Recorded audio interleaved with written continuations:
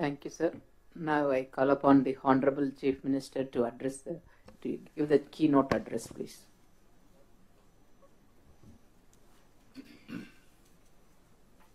గౌరవ సహచార మంత్రివర్గ సభ్యులు, గౌరవ చీఫ్ సెక్రటరీ గారు,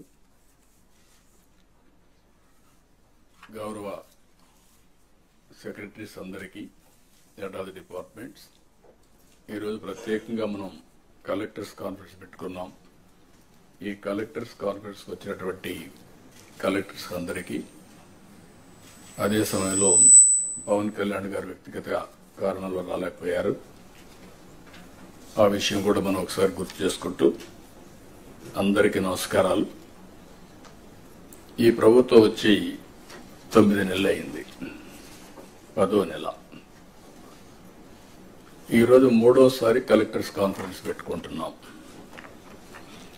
అంటే ప్రతి క్వార్టర్కి మీరు ఏ విధంగా పనిచేశారో ఒకసారి సమీక్ష చేసుకుని అందరం కూడా, ఇన్క్లూడింగ్ చీఫ్ సెక్రటరీ మొదలుకొని మంత్రులు కానీ, అధికార యంత్రాంగం, అదేవిధంగా ప్రజాప్రతినిధులు కూడా ఏ విధంగా పనిచేసాం ఒకసారి సమీక్ష చేసుకుని నెక్స్ట్ క్వార్టర్కి ఏ విధంగా ప్లాన్ చేసుకోవాలి అనే విషయాలు మనందరం ఆలోచిస్తున్నాం. అయితే మనందరం కూడా గుర్తుపెట్టుకోవాల్సింది, వీఆర్ ఆల్ ఇన్ డెమోక్రసీ, ప్రజాస్వామ్యంలో ఉన్నాం. 5 సంవత్సరాలకు ఒకసారి ప్రజలు మ్యాండేట్ ఇస్తారు. అదే సమయంలో అధికార యంత్రాంగం ప్రజలకు ఆమోదయోగ్యమైన పరిపాలన ఇవ్వడానికి మీరు ప్రయత్నం చేస్తారు. ఒక్కొక్క లీడర్ వచ్చినప్పుడు ఒక్కొక్క విధానాలు ఉంటాయి. ఒక లీడరు తన యొక్క పరిపాలనతో ముందుకు తీసుకుపోయే పరిస్థితులు ఉంటాయి. ఒక్కొక్క లీడర్ వస్తే డిస్ట్రక్షన్ కూడా జరుగుతుంది. అదే మనం ఒకసారి చూస్తే 5 సంవత్సరాలు నా సుదీర్ఘమైన రాజకీయ అనుభవం నేను చూసినప్పుడు ప్రజల్లో అంత ఫ్రస్ట్రేషన్ ఎప్పుడు రాలా. అందుకే స్ట్రైక్ రేట్ చూస్తే 93% స్ట్రైక్ రేట్. నేను 4వసారి ముఖ్యమంత్రిని, ఎప్పుడు ఇంత మెజారిటీస్ మాకు రాలా. అంటే అది ఇండికేషన్ ఏంటంటే ఇక్కడుండే వాళ్ళమే పరిపాలనలో ఉన్నారు మీరు, కానీ ప్రజలు ఆమోదించలేదు ఆనాటి పాలన. అయితే ఈరోజు యాస్పిరేషన్స్ కూడా ఎక్కువగా ఉన్నాయి. ఈ విషయం కూడా మనం గుర్తుపెట్టుకోవాల్సిన అవసరం ఉంది. ఒకప్పుడు పరిపాలన అంటే రెగ్యులేటరీ మాత్రం, మీరందరూ కలెక్టర్స్,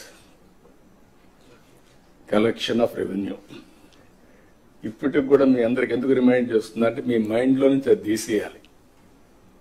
ఇప్పుడు మీరు chief executive of the district, collector and magistrate. Magistrate అన్నప్పుడు ఎక్కడ కూడా ఎలాంటి అవాంఛనీయ సంఘటనలు జరగకుండా అదే మాదిరిగా ఫ్యూచర్ని మీరు ప్లాన్ చేసే పరిస్థితిలో ఉండాలి. అట్లా కాకుండా ఒక అథారిటేరియన్గా మేము రూమ్లో నుంచి బయట రాము, లేకుంటే కలెక్టర్ అంటే దర్బార్ ఉంటుంది. ఇంతమంది పాత రోజులు ఉండేవి, నాకు బాగా జ్ఞాపకం. ఎంఆర్ఓ ఆఫీస్ ఉండేది.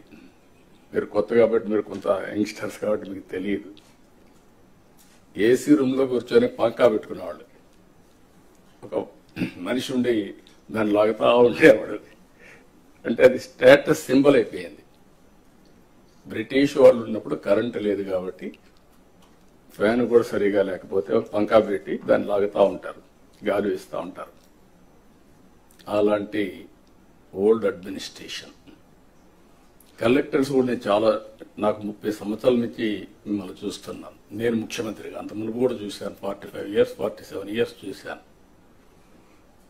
అయితే ఈరోజు మనం గుర్తుపెట్టుకోవాల్సింది ఏంటంటే,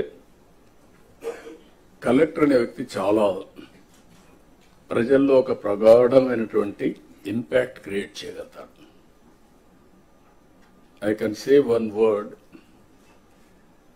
మీ క్యారియర్లో కలెక్టర్, ఆ తర్వాత చీఫ్ సెక్రటరీ.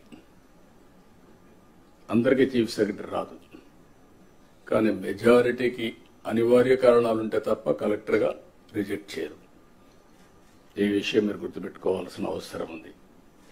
ఆ కలెక్టర్గా మీరున్న సమయంలో మీరు చేసే పనులు, మీరు ప్రజల్లో మీరు చేసిన పనుల వల్ల వచ్చే ఇమేజ్ శాశ్వతంగా ఉంటాయి. ఇప్పటికి కూడా కొంతమంది కలెక్టర్స్ గురించి మాట్లాడుతూ ఉంటాం. ఒక చీఫ్ మినిస్టర్ ఎట్లయితే రాష్ట్రంలో ఒక ప్రగాఢమైన ముద్ర వేస్తారు, కలెక్టర్స్ కూడా వాళ్ళ పరిపాలన ద్వారా అలాంటి ప్రగాఢమైనటువంటి ఇంపాక్ట్ క్రియేట్ చేసే పరిస్థితి వస్తుంది. కాబట్టి మీరందరూ మళ్ళీ అది నేను రిమైండ్ చేస్తున్నా మీ అందరికీ. రొటీన్ అడ్మినిస్ట్రేషన్ ఉంటే మీకు 9 నెలలు అయింది, ఇంకొక 3 నెలలు 6 నెలలు సంవత్సరం అవుతుంది, మళ్ళీ రొటీన్గా ఇంకో పోస్టింగ్ పోతారు. అది కాదు. What you have achieved during your tenure is very important. ఇది మీరు గుర్తుపెట్టుకోవాల్సిందిగా నేను కోరుకుంటూ, ఈరోజు నా ప్రయత్నం అయితే మా ప్రయత్నం, మన ప్రయత్నం విధ్వంసమైన రాష్ట్రాన్ని గాడిన పెట్టడానికి మేము ఎన్నికల్లో చెప్పాం చాలా స్పష్టంగా, రాష్ట్రాన్ని పునర్నిర్మాణం చేస్తామని. ఈరోజు రాష్ట్రంలో 2014 రాష్ట్రాన్ని మళ్ళీ మేము పునర్నిర్మాణం చేస్తామంటే మీనింగ్ ఉంది, కానీ 10 ఏళ్ల తర్వాత కూడా పునర్నిర్మాణం చేస్తున్నామంటే దానికి కారణం అలాంటి విధ్వంసం జరిగింది కాబట్టి ఆ మాట చెప్పాల్సి వచ్చింది. అయితే ఈ ప్రభుత్వం చాలా స్పష్టంగా ఎన్నికల్లో చెప్పాం, మళ్ళీ చెప్తున్నాం, సమిక్షేమం, అభివృద్ధి, స్వపరిపాలన, ఈ 3 పిల్లర్స్ పైన అనునిత్యం మీకు గుర్తుండాలి, మాకు గుర్తుండాలి. పేదరికం పోవాలంటే, ప్రజలు హ్యాపీగా ఉండాలంటే సంక్షేమ కార్యక్రమాలు తప్పవు. సంక్షేమ కార్యక్రమాలు చేయాలంటే రెవెన్యూ కావాలి, ఆదాయం కావాలి. అప్పులు తెస్తే సస్టైనబుల్ కాదు. అందుకే ఈరోజు మీరు ఒకసారి చూసినప్పుడు 10 లక్షల కోట్ల రూపాయలు, 9,74,000 కోట్ల రూపాయలు డెట్. అది ట్రెషరీ కావచ్చు, లేకపోతే ప్రభుత్వం ఇచ్చిన గ్యారంటీలు కావచ్చు, లేకపోతే పబ్లిక్ సెక్టర్లో తీసుకొచ్చిన డబ్బులు కావచ్చు, మొత్తం కలిసి ఇప్పుడు డెట్ సర్వీసింగ్ చేయాలి, అప్పులు కట్టాలి, వడ్డీ కట్టాలి. మళ్ళా ప్రజల ఎక్స్పెక్టేషన్స్ ని, ఆస్పిరేషన్స్ ని మనం ఎప్పటికప్పుడు ఫుల్ఫిల్ చేయాల్సిన అవసరం ఉంది. అందుకే మేము సూపర్ 6 మాట్లాడాం. ప్రజల్ని ఆ రోజు కన్విన్స్ చేయడానికి కానీ, ఏం చేస్తామో నిర్దిష్టమైన హామీలు ఇవ్వడం. ప్రతి ఒక్క రాజకీయ పార్టీ కూడా ఎలక్షన్ మేనిఫెస్టో ఇస్తాం, ప్రజలు నమ్మి ఓట్లేస్తారు. ఆ తర్వాత పరిపాలన ద్వారా అవన్నీ ఫుల్ఫిల్ చేయడానికి ముందుకు పోతున్నాం. అందుకే 9 నెలల్లో మీరు చూస్తే అనేక హామీల్ని అమలు చేసుకుంటూ వచ్చాం.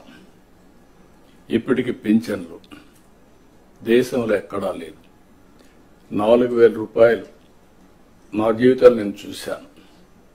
2,000 నుంచి 200 నుంచి 2,000 చేశాం. మళ్ళీ 3,000 అయితే దాన్ని 4,000 చేశాం. తెలుగుదేశం పార్టీ 40 రూపాయలతో ప్రారంభించిన పింఛను ఈరోజు 4,000 రూపాయలు దేశంలో ఎక్కడా ఇవ్వని విధంగా ఇచ్చే పరిస్థితికి వచ్చాం. అదే మరి దివ్యాంగులకి మీరు చూస్తే 6,000 రూపాయలు చేశాం. అది కూడా 5,000 రూపాయల నుంచి 6,000 నేనే చేశాను. 2014లో 500 ఉంటే దాన్ని 3,000 చేసి మళ్ళీ ఇప్పుడు 6,000 చేశాం.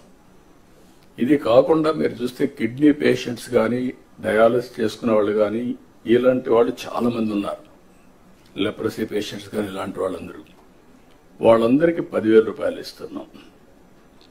కొంతమంది బెడ్ రిడన్ అయిపోయారు, వాళ్ళకు ఒక మనిషి కావాలి అసిస్టెంట్.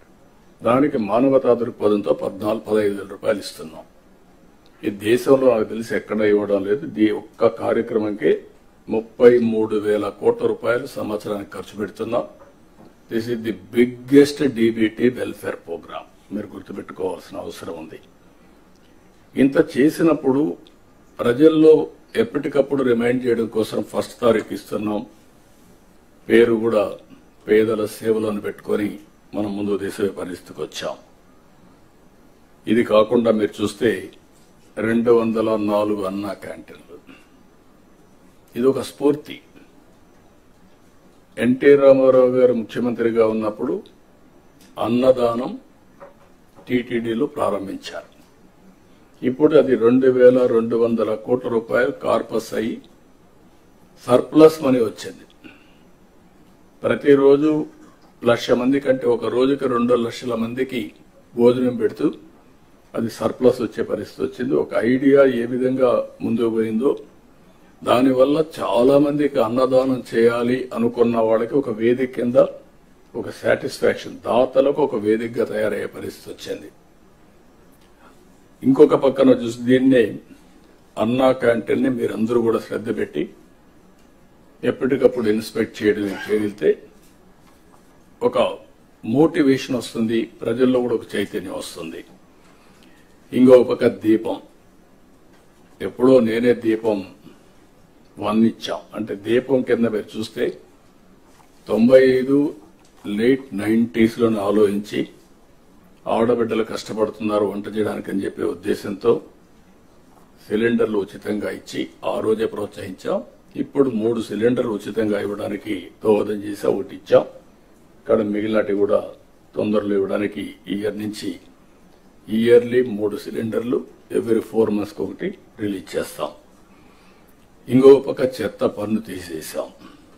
ల్యాండ్ టైటిలింగ్ యాక్ట్ రద్దు చేశాం. వచ్చిన మొదటి సంతకం 16,347 ఉద్యోగాలు డిఎస్సి ద్వారా ఇస్తా ఉన్నాం. మెగా డిఎస్సి పెడతా ఉన్నాం. ఈ ఫస్ట్ వీక్ లో మెగా డిఎస్సి నోటిఫికేషన్ ఇష్యూ చేస్తారు. ఏబిసిడి కేటగరైజేషన్ కూడా హామీ ఇచ్చాం, ఎన్నికల్లో చెప్పాం. అది కూడా రిపోర్ట్ వచ్చింది, కేంద్రానికి పంపించాం. ఎస్సీ ఫైనాన్స్ కమిషన్ పంపించాం. ఆ రిపోర్ట్ వస్తానే అది కూడా యాక్ట్ చేసి ముందుకెళ్తాం.